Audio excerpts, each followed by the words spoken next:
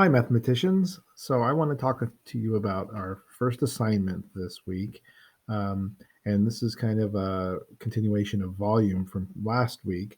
And this week you will be working in pages 8, 10, and 11 in your student book.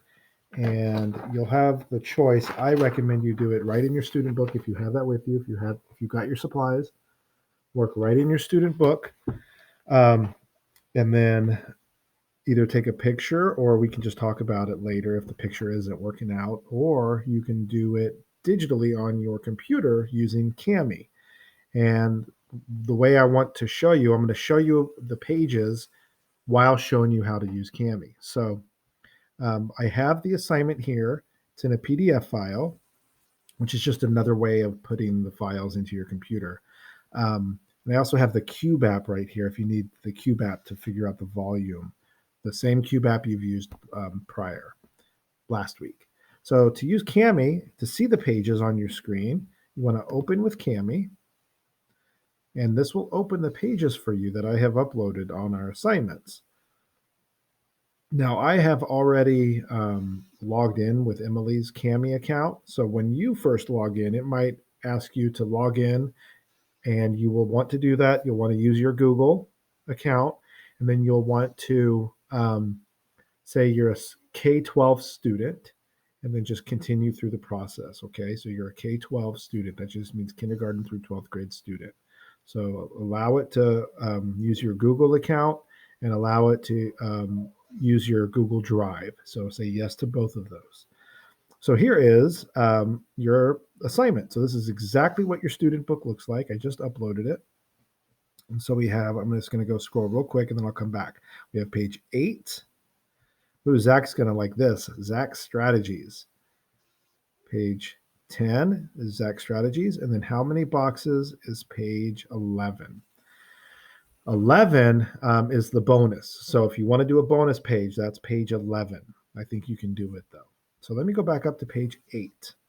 So this is what you're going to see in your book. And page 8 has several problem solving or story problems. So the title is Smaller Boxes, and it says Brad needs some boxes to hold his smaller orders of 12 baseballs. So that's kind of important there. 12 baseballs. Okay. That's what he needs. Now, this wants you to list all the possible boxes that could hold 12 balls. If each ball takes up a 1 by 1 by 1 space, that's one little cube, you can use numbers, labeled sketches, or words to show, but try to use a system where you can be sure you found all the different boxes.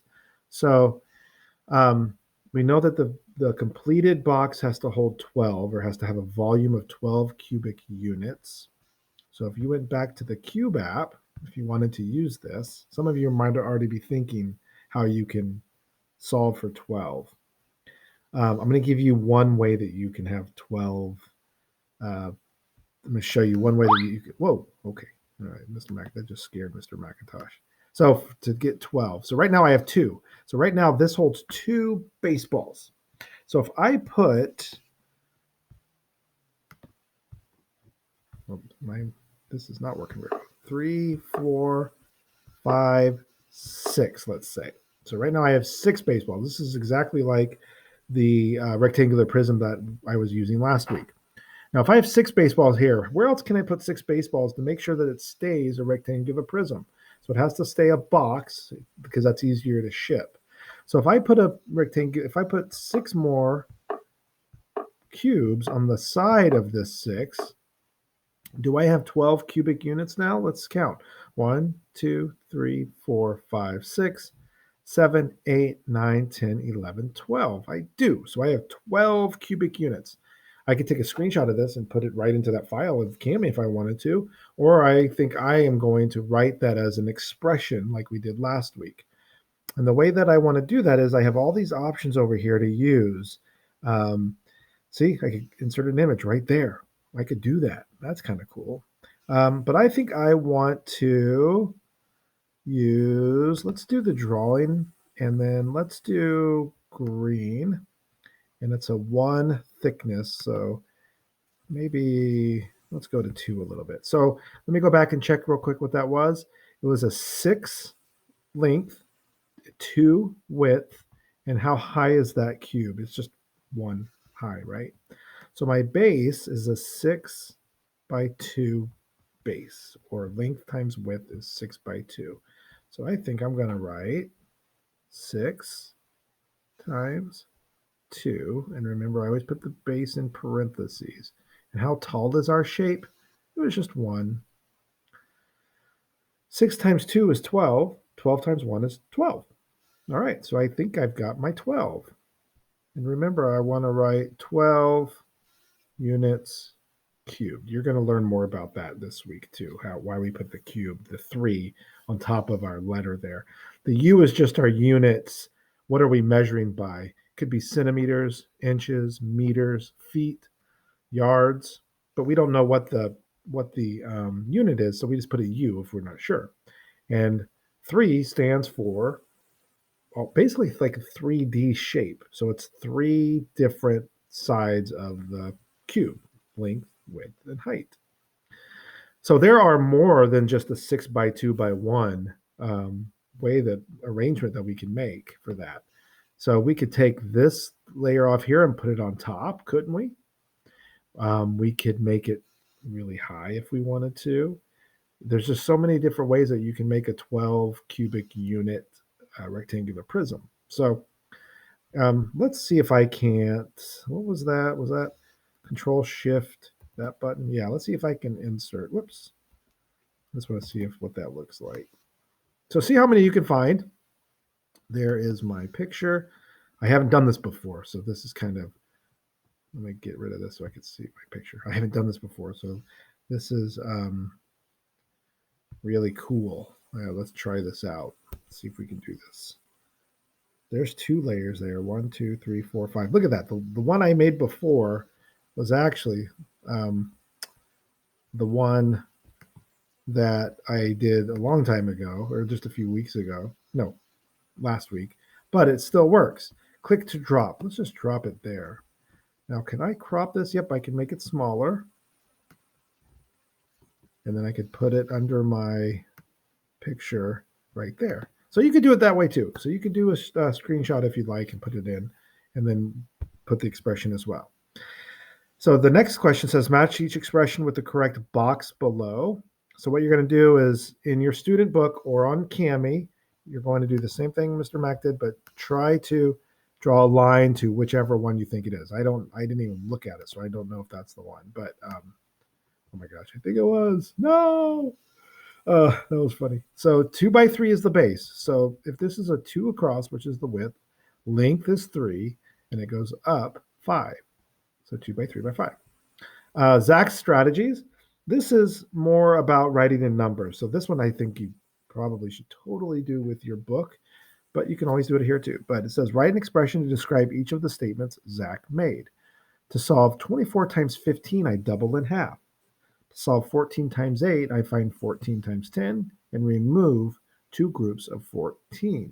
So you're just writing an expression. Right now, you don't need to worry about the answer, because expression just means it's a number sentence without an answer added to the end of it. So to solve 24 times 15, I double in half. So the only number that I can half is my even number here, which is 12. And the only I could double that, but you can't double an odd number. My odd numbers, remember, 15, 5 is an odd number, so that number is my odd. So I want to double the 15. When I double the 15, I get 30. When I half my 24, I get 12. So 24 times 15 is exactly the same as 30 times 12. And I know that 30 times 12, I can figure out what 3 times 12 is, and then I multiply that again by 10, because 30 is 10 times more than 3. I'll probably figure that out. And then to solve 14 times 8, I find 14 times 10 and remove 2 groups of 14, because 8 is 2 groups of 14 less than 10. I know this is an interesting way to do it, but they say do 14 times 10 first, and then remove 2 groups of 14, and 2 groups of 14 equals 28. 14 plus 14. So 14 times 10, 140. minus 28. So then below it says, okay, now solve these problems. So solve 30 times 12 and solve 14 times 10 minus 28. Okay. And then if you keep going down, it says fill in the blanks. 2 times 3 times is 30.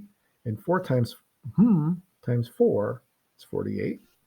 True or false, do your best on those, and then solve each of these problems. And then here's the bonus. There's 3 problems here, and Shane is making boxes to hold baseballs. He wants the dimensions to be 3 by 5 by 7 units.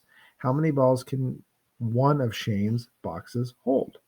So what's that? What would that be? 3 times 5 times 7. Do you think you could figure that out? You could use the Cube app to make that if you'd like, or just tell me in the box in the space there. Riley is also making boxes to hold baseballs. She wants the dimensions of her boxes to be 4 by 6 by 3. How many balls can one of Riley's boxes hold? 4 by 6 by 3. And Raquel found 2 boxes in her storeroom. One box has the dimensions of 6 by 2 by 3, and the other is 2 by 3 by 6. Which box holds more balls? Explain your thinking. I think that might be a trick question. Okay, so anyway, go through these pages as best you can. We will work on these during our small group and our independent time as well. I will help you with that. So let me know if you have any questions, and good luck.